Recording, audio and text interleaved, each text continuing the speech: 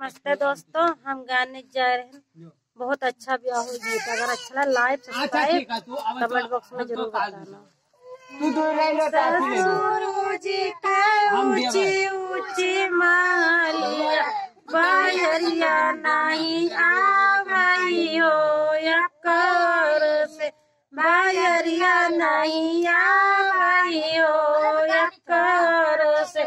ससुर जी का पुतावा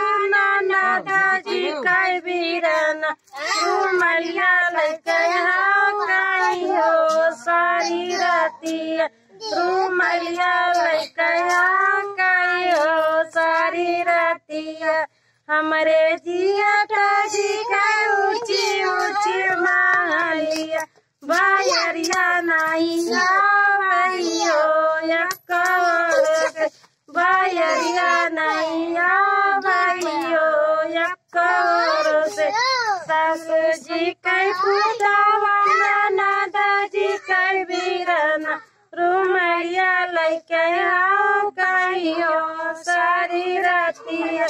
रुमलिया लेके गई हो सारी रातिया हमारे देवरा जी का ऊंची ऊंची मालिया बाहरिया नहीं आई हो से बाहरिया नहीं आई हो